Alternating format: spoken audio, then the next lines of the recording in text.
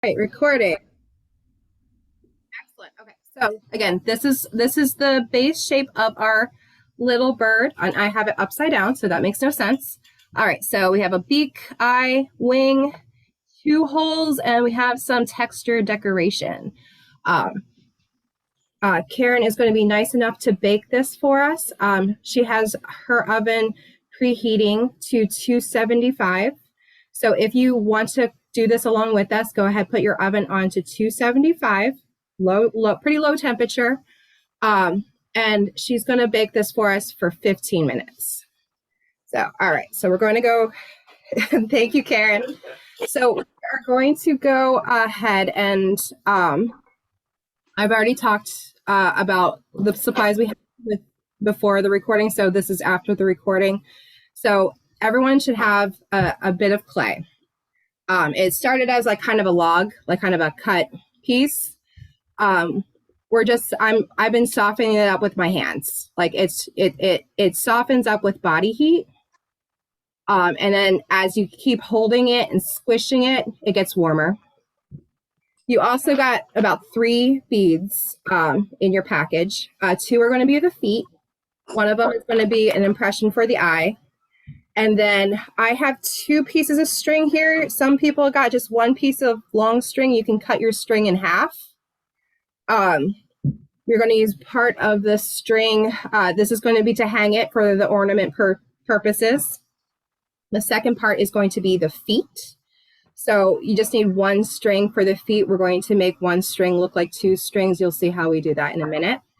And then we have some home tools. I got little toothpicks. I got green ones and I got wooden ones. We're going to use this to kind of cut our work, and we're going to use these to make details. So we're going to get started. You will need a hard surface. So what is going to happen once I have it soft enough to where you can squish it you can pinch it with your fingers. I'm going to start rolling it into a ball on the table. And I do this instead of my hand because I have 1 smooth side on the table. It helps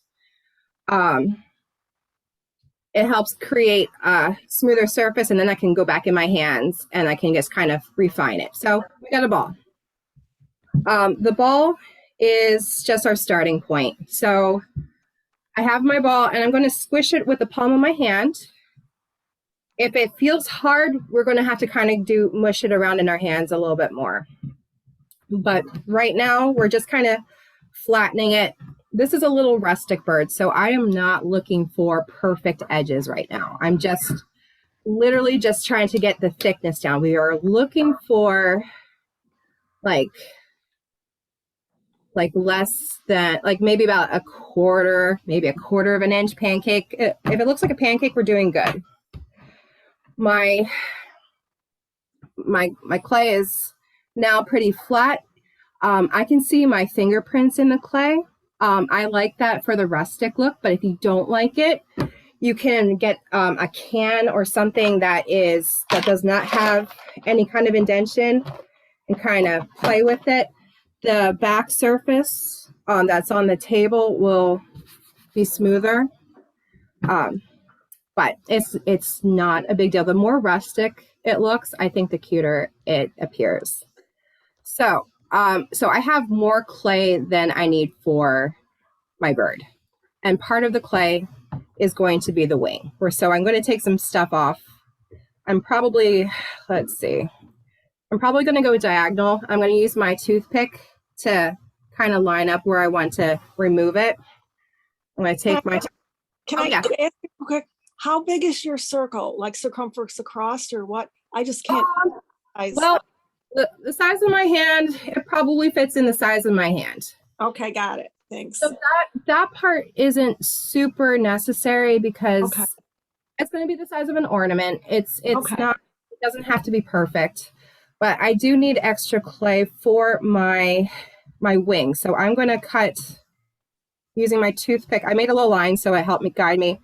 I'm just using my toothpick to kind of cut off this piece.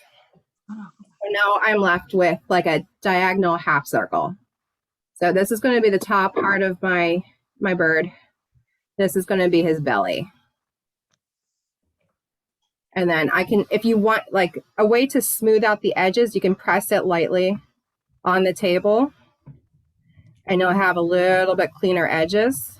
Again, we're aiming for rustic, so it's not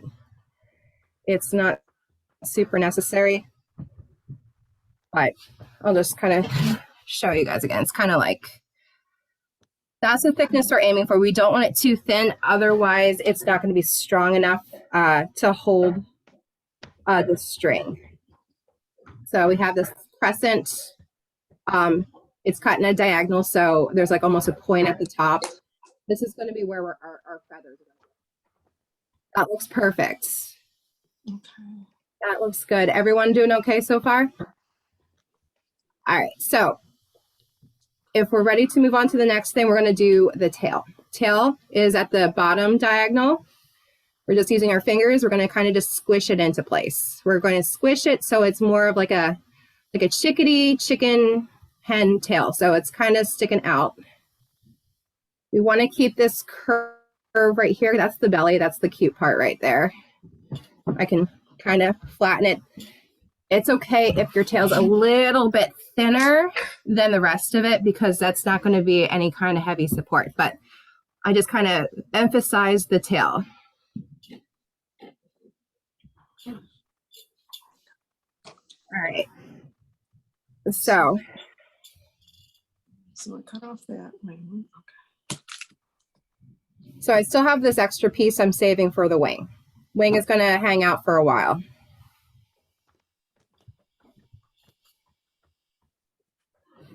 All right, if we're ready for the next step, you know what? I'm going to move my camera a little bit closer. You won't see my supplies, but I'm going to hold them up. So the next thing, I'm going to kind of use my fingers, and I'm also going to pinch. I'm going to start pinching on this way, the head for the beak.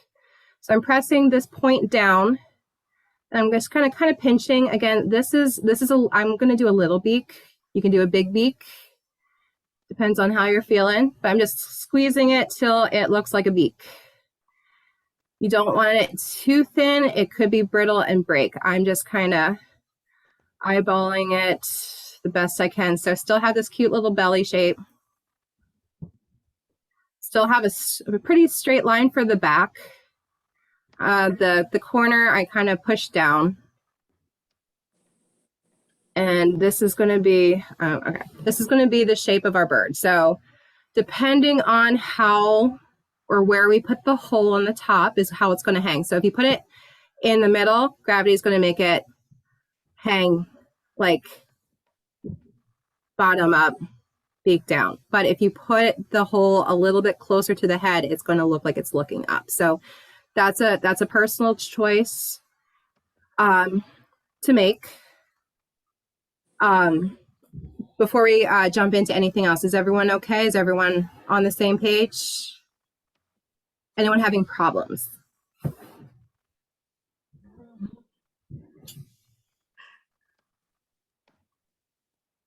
Oh, that's adorable. I would press the head down a little bit. It's got a weird head. Yes, that just means it looks like it's trying to be like a cardinal. That's okay. This one looks kind of like a chickadee to me. I don't know. Does this look okay? That's adorable. Yeah, with your fingers on the tail, Amelia. Yeah. Just smooth out the back so it the edge. This edge is kind of flows into the tail. So you're just kind of creating this smooth edge.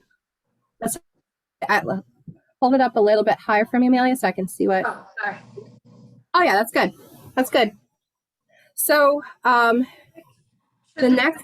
Oh yes. The beak, like, see how under, like, it sticks, this part sticks out a little further, is that right? Or should I push it in a little bit? That's fine. If you want a sharper shaped beak, you can use your toothpick. Toothpick is our straight edge.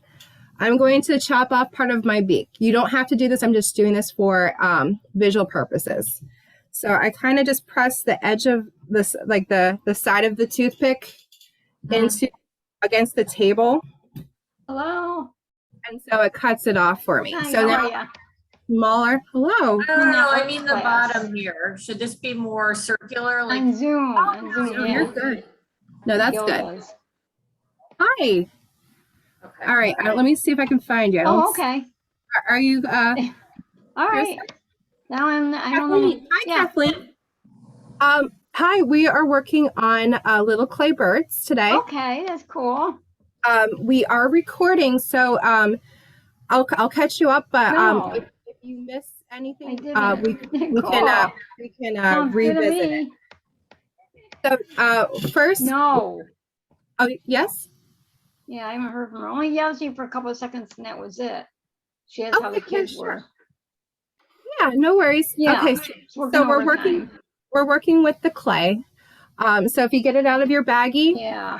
you're just going to kind of squish it in your hands. You can go back and forth, get the clay nice and warm with your hands. All So right, we're making clay birds. we are, yes. So let me know. What? Uranus? Oh, cool. Oh, nice. So we're working on a Nice. Yeah, clay who bird. gets out at 4? Oh, nice. So, Yeah. Kathleen, have you used Zoom I think before? I'm doing this all wrong here. It's all good. Kathleen, we can hear All hear right. everything. If you want to Oh. mute, there's a mute button. If you Hang on. I think they can hear. Okay, I'll talk to you, Mark, later. Bye-bye. Okay. Hello? Can you hear me? I can hear you. Oh, I didn't know that. I'm sorry. Oh no, it's okay. Where's the mute button? Like the mute button is on the bottom. All right. Like, How do I show you my bird? sure, you have to go ahead. Okay, so I don't see you. So she's got to turn her camera You have to turn your camera on, which is in the bottom left Okay. corner. Hang on a second. Sure. Am I there? There you are. Oh, there you go. Beautiful. Yeah, you got it.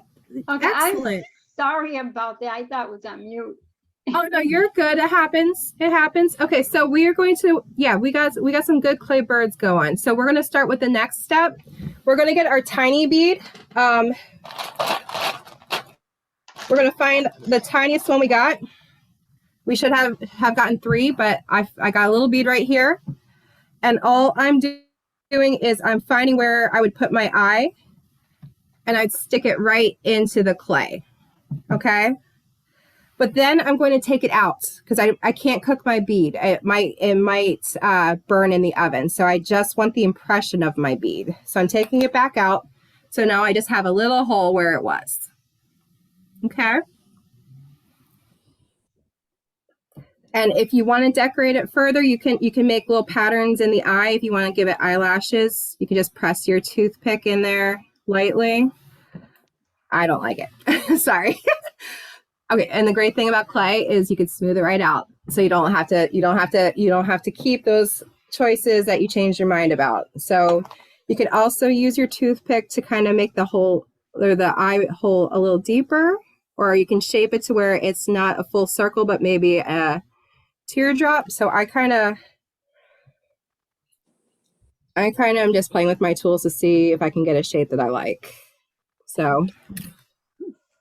And the thing is, it's not supposed to go all the way through. It's just supposed to create like an impression. Okay.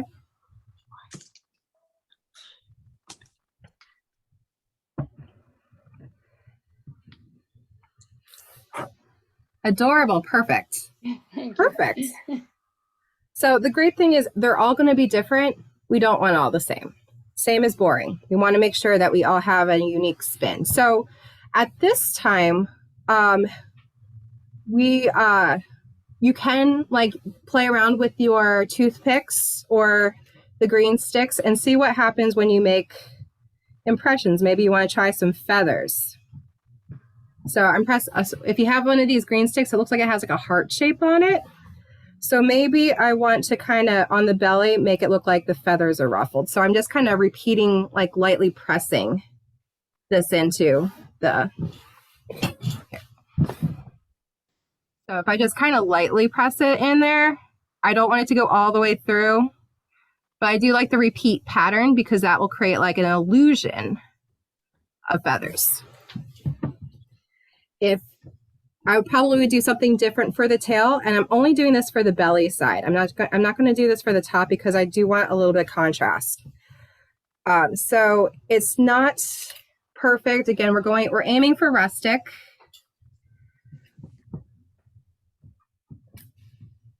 And I mean, you get to choose like how smooth you want it.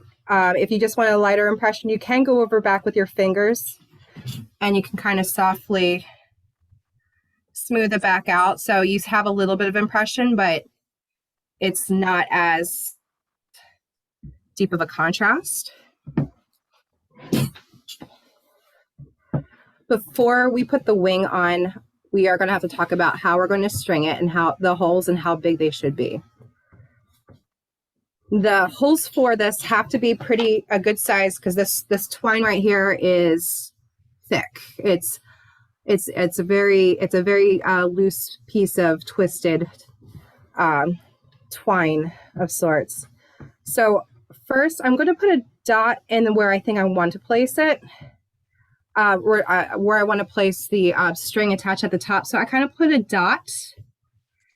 And that's going to be the guideline for the top of my hole, not the bottom of my hole, because if I put it at the bottom, that will be too close to the edge. We want to make sure it's far enough away from the edge to where it doesn't crumble. We don't want to mess around with the integrity of the edge.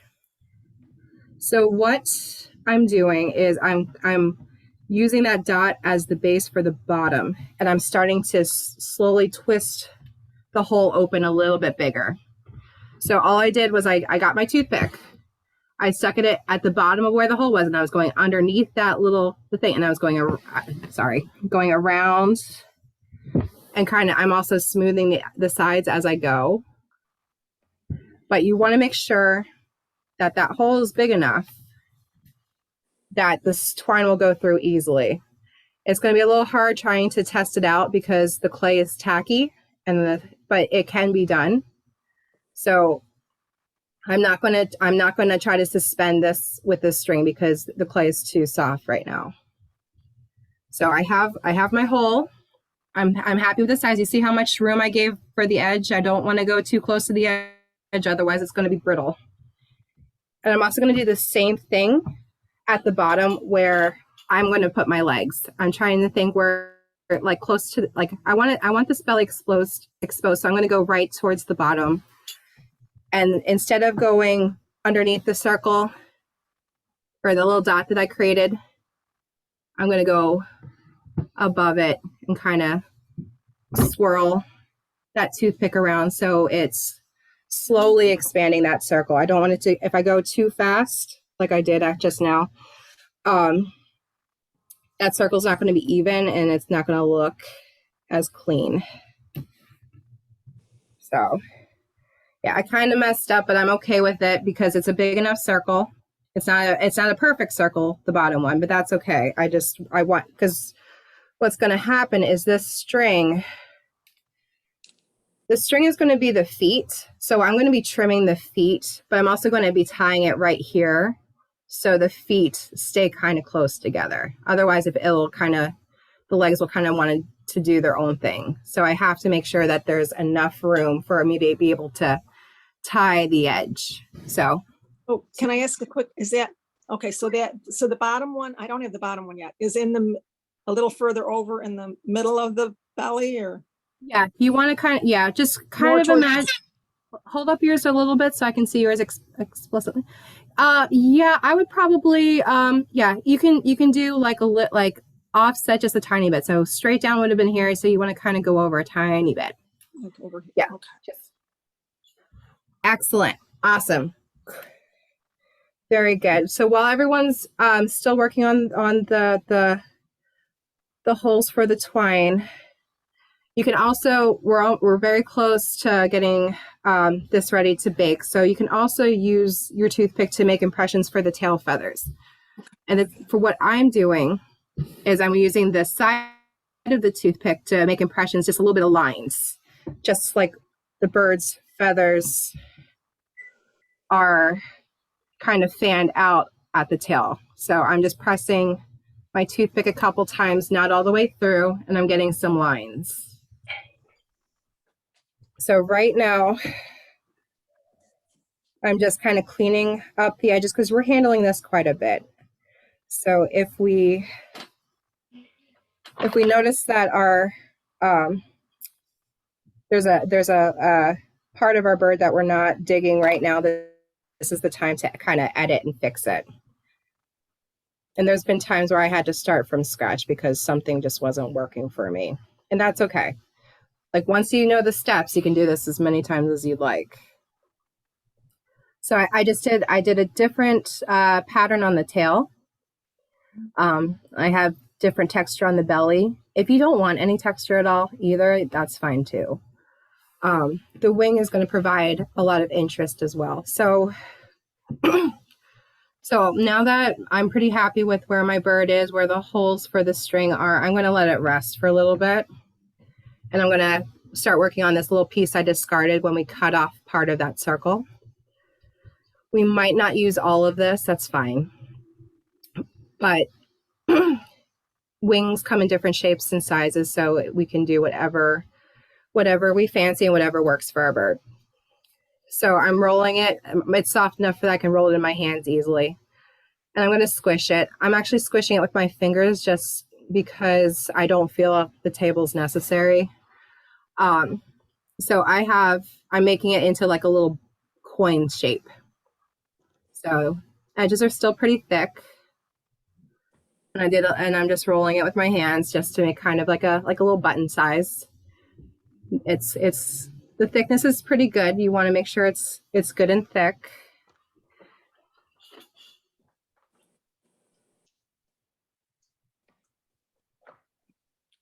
So, and then what's going to happen once we get the size of the coin, we're going to go back and we're going to pinch it again. Just like we were doing the tail, but we're just pinching it in one direction. So it's almost the shape of a teardrop. Like if you turn it on its side, it looks like a little tear. So, and this is going to be our wing. Now, what's important is, as I said before, our birds are going to probably vary in size a little bit. The wings are going to vary in size a little bit. We're going to see if this is going to work for our bird. So I'm placing where I think the wing is going to be. And if it fits in between the holes nicely, mine does, but barely, I'm happy with it. So I'm going to leave it alone. And I'll tell you how we're going to attach it. It's not tricky at all. Can I see what shape it is again? Yeah, I'm going to pull it right off. So it's the shape of a teardrop. Okay. On this side. So you can make it into a teardrop if it's easier to focus a teardrop shape, and then we're just turning it. So it's going to be a little wing that we're tucking in.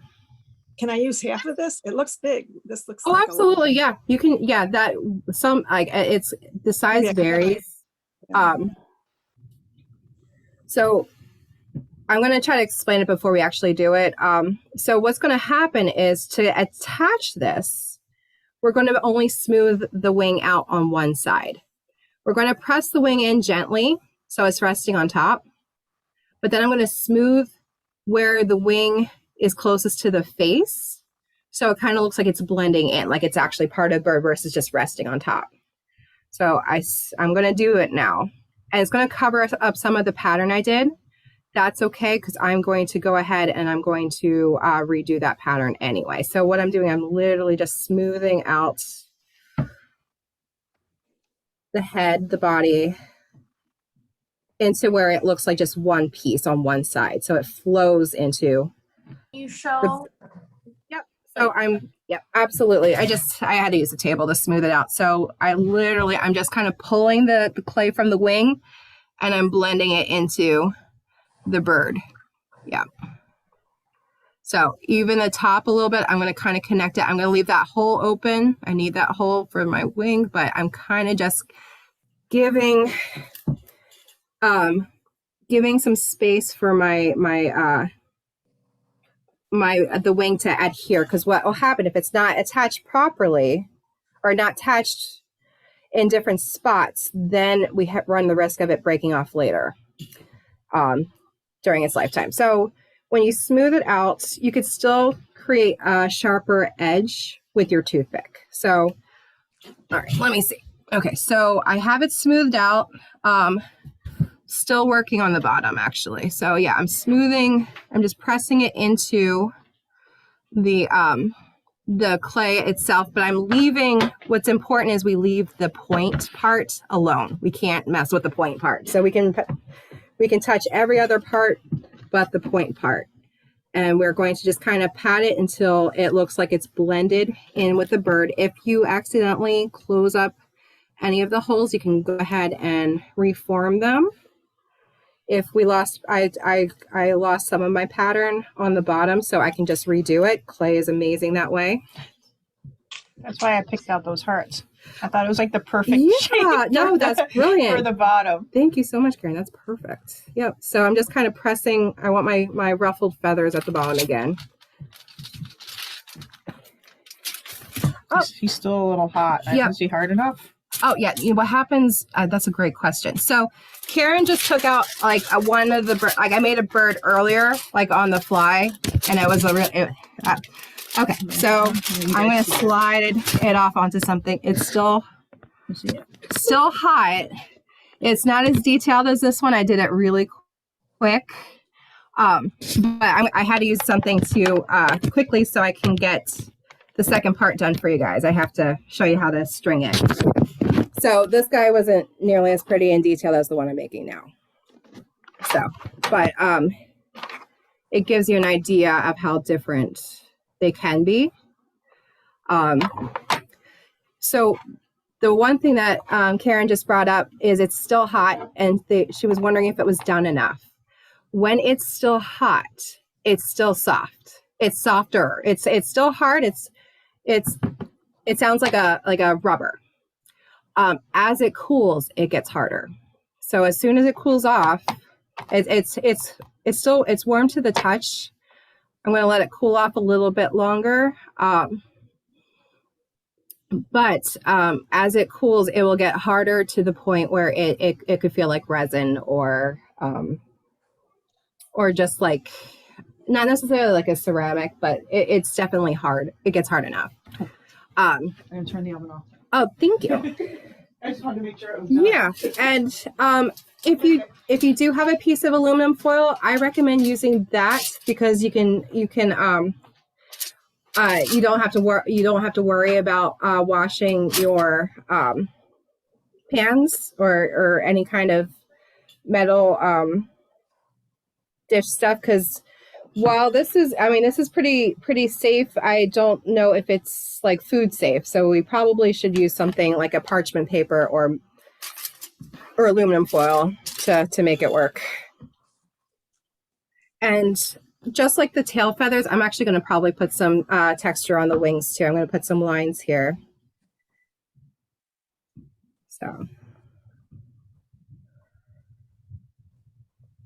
So can I ask you a question on? Of I'm a course. little slow on attaching the wing. Did you attach it all the ways around? Like No. I actually attached it probably like where it was curvy. Okay. Probably all the way till the end. I want the wing shape. I want the wing shape, but I do want a crisp little like point for my the wing. Yeah, we definitely want to make sure that wing is visible and not just kind of a bump. And again, we're aiming for rustic here. It's especially better to go rustic this route, at least the first time, is because you're going to see all your fingerprints. Oh, that's cute. You all right? So the leftover clay that I have, can I keep it in the baggie? Will that hold if I want to save it, or? Absolutely, because it's an oil-based clay. It doesn't evaporate water. Like there's nothing to evaporate. So it stays a lot longer. The only thing that you have to be worried about is if you have it like in your car. Like let's say that you had a project and you left it in your car. The sun can cook it. Like it cooks at a fairly low temperature. So this is awesome. Very cute. Nice. All right. So So this, my bird, this is my clay demonstration. This is still soft. So I'm going to put him to the side, and I'm hoping, yeah, this is getting cooler. I'm going to show you how to string it because you're going to have to cook your bird for 15 to 20 minutes, depending on how thick. It says 15 minutes per quarter inch. So you might not be able to do this part along, you won't be able to do this part along with me right now, but you will very shortly. 20 minutes just to be safe.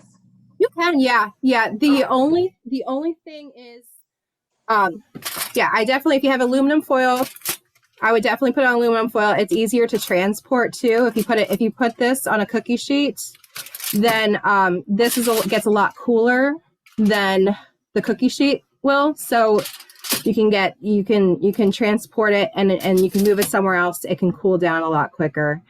But the only risk with overcooking it is that it can brown eventually. It depends on your oven how long it'll take to brown. But if that is the case, you can always paint this. You can paint this with simple craft paint.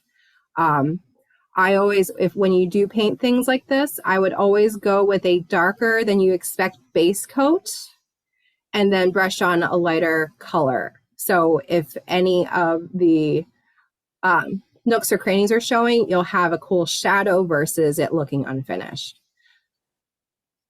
Oh, Amelia, I don't know if you heard. So the only risk of cooking it a little bit longer is that it could possibly. Oh yeah, I brown. heard. My oven's right next to the computer. I was Oh, listening. good.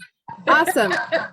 Now I do little faces, like for a company, like it's a little art vending machine company, and I do little faces. So I got into the point where I just use a toaster oven just for this stuff because I do it so often. Like if you were doing something big, you can literally cook it in your oven, but I don't recommend using your oven for something that big because it is a plastic oil-based clay. I don't know, like there is a little bit of a smell that comes off of it, a little bit, not, but small things, not a big deal. Big things, like some people have done little sculptures and it can smell the whole house up. But I was also saying, if you want to paint this, you can. I like to do like a dark brown or a black base coat. It gets all the nooks and crannies, and then brushing on a lighter color. Let's say if I wanted it to be more of a fall themed, I would do like a dark brown and then maybe come in with some lighter browns and oranges or copper colors lightly. So you could still see the darker tones underneath. But it's also very nice on its own. You can also seal it if you have any Mod Podge. You can make it glossy. You can make it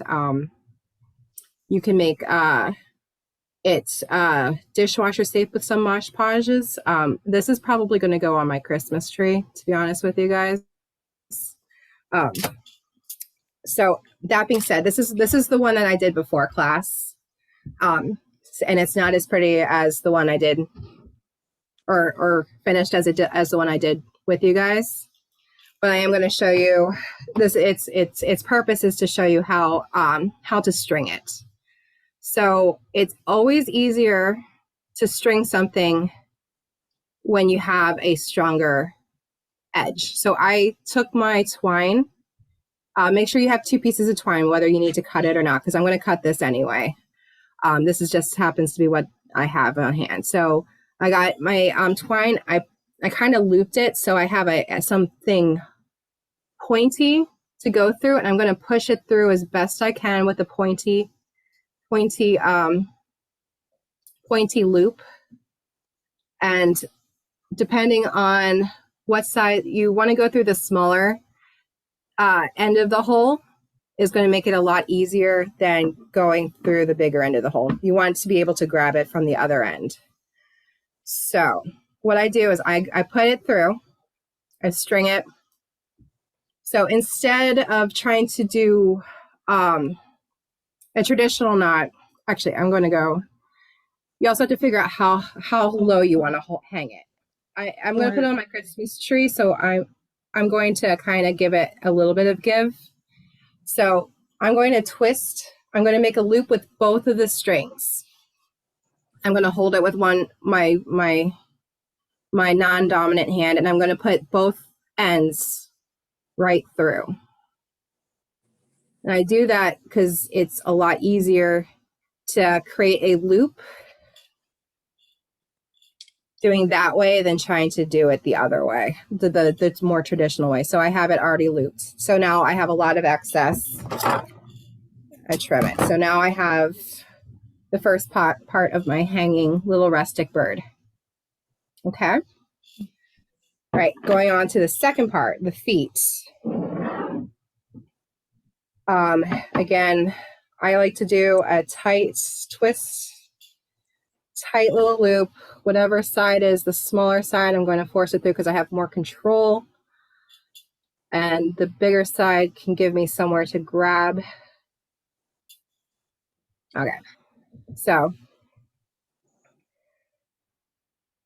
I now have the top part, and I have the two dangly parts right here. So the string I just put all the way through. I tried to find where the middle of my second string is, and I left it hanging just to kind of give myself an idea. What I'm going to do is I'm going to just do a basic knot. So I'm just twisting the two strings into a loop so it actually hugs the bottom. So it actually kind of gives it more of a Y shape. If I didn't do it, that part, the legs are going to kind of go all over the place. So this kind of gives me a little bit more control. If you like to double knot it, you can double knot it. It will kind of change the shape. I'm going to double knot it just to show you. Okay, so what I did effectively when I double knotted it is I made the legs go a little bit more wide. So you see it's going this way. So now I need two wooden beads to kind of control the gravity. So I need something to kind of anchor it. So it does not matter if they're mix or match. It kind of adds to the rustic, cute feel if they don't. But for just the sake of the class, I found two fairly good sized beads. And what I'm going to do, instead of trying to tie a knot, well, I'll do both ways. So I'm going to tie a knot around where I feel the end is, and if it's nope, it's not strong enough. Okay, so I did a knot. It's not big enough. The bead will go right through. Sometimes this one's not. This is a bigger bead. Smaller beads, it probably would be fine. You have the option to just keep tying it until the knot gets bigger, or so I tied it 3 times to get a knot big enough for my big bead right there. I've had because it's rustic and it doesn't really matter to me too much how it dangles. I also have a way of like just stringing the bead, finding where it is even with the other bead, and tying the bead into the knot. So there's going to be a line of string on the bead, but it's actually holding it versus relying on the knot. So there's 2 ways to do this. So I did a knot at the end 3 times. It's going to be different for everyone because everyone has a different bead. So the bead, the knot is now big enough for that side, or I just used the bead as part of the knot. And I tied the bead around and I gave it a second double knot just to keep it in place. Now this one, they both give you slack, and we got to cut the slack off. So one thing that I didn't really pay too much attention to was how even my bird feet are. So they're not even at all. So if that's the case, also, I just realized I don't like how low I chose. His feet are too low to the ground for me. So I'm actually going to free these beads. I already knotted this, so that's already done. This one was a little too low for me, so I'm going to cut this free. I'm going to make it a little lower or a little closer to the body because I think it's more of a chickadee looking bird. And I feel like it'll look better. But again, it's personal choice because we're all artists and we all have different choices and preferences, and that's what makes everything so much more amazing. So I did the double knot technique for this because I think I like that version better. And I am trying to see where I am with the other foot. And yeah, one knot. Hello. Hi. It's a nice looking bird. Oh, thank you. If you have more beads in your house, you can make the whole legs full of beads. I've seen that. That's pretty cute too. But for this one, yeah, I like this a little bit better when I cut the feet, and it's just like the 2 feet are kind of dangly. Melissa, did you do a knot before and after the bead? Nope, just at the end. After? Okay. Yeah, just after. So what happens is the beads are just totally resting on the 2 knots. Okay. Thank you. And oh, you're welcome. So this is like the first bead leg project I think I showed you guys. So don't worry about too much. If you want to learn more clay tricks, I can definitely show you next time. If you want to paint this, I would recommend stringing this last, always, because it's going to be really hard to paint around the twine.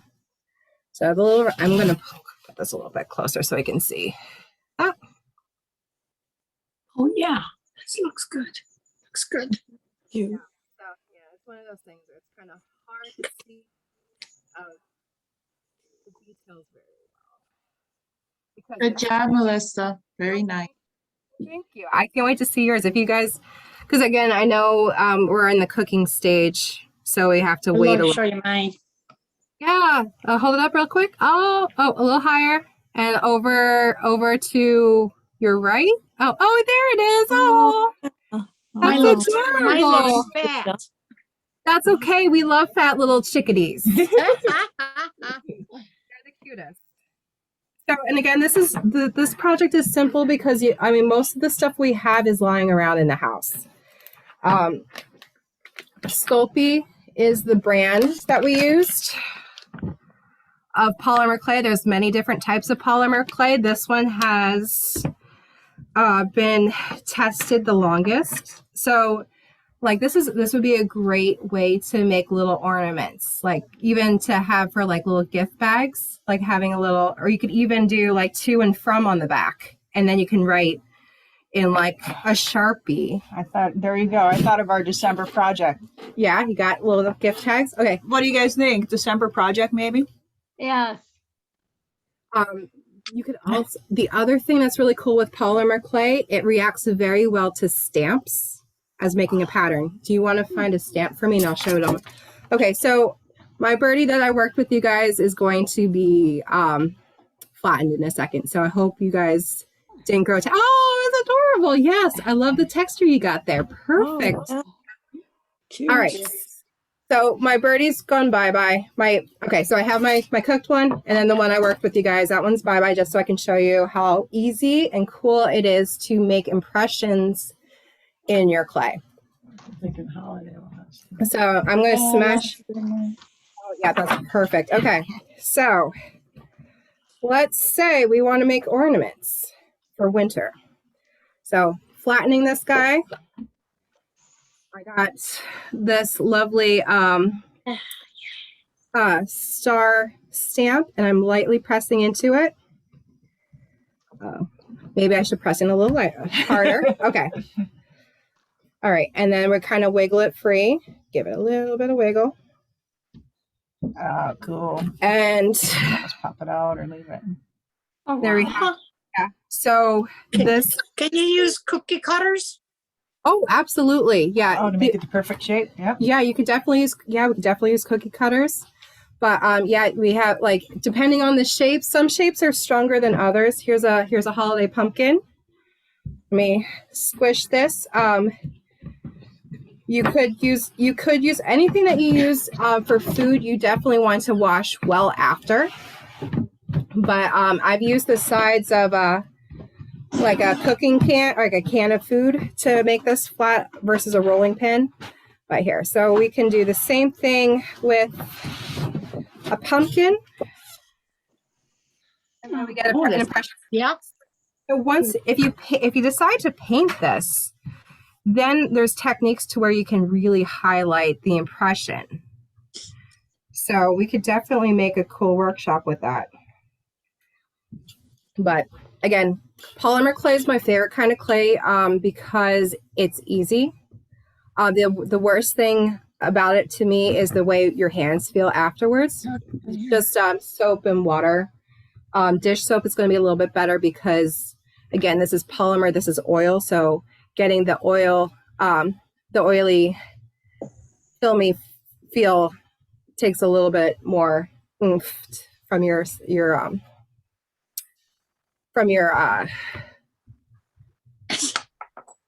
can't think of the word. I'm sorry, guys. It's okay, Melissa, you're good. Thank you. What's the difference between that and the Fimo dough? Which one? The Primo? Yeah. Primo is a like the way it feels after you cook it is different. It's I'm trying to find the word. I mean, you can definitely use it. It's just it's a different brand, and and depending on I think there's a lot of different varieties of it. So there's different mix-ins. I know there's some that have glitter in it, and I know that there's some that are more transparent. So I stick with Sculpy because I actually went to school and we had to use this for our projects. Like if you ever seen any of the making of type shows? Yeah.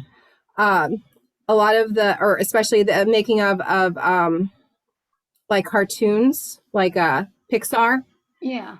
They use this kind of clay to get their mock-ups so they can see their character in 3D before they actually make it in 3D.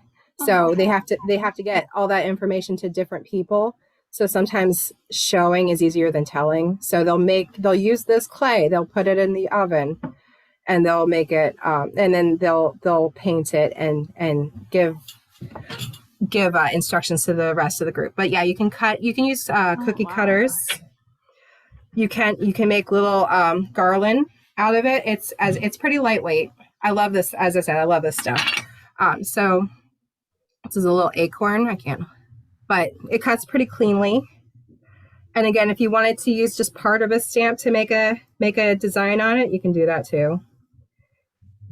So I don't know how well you guys can see that.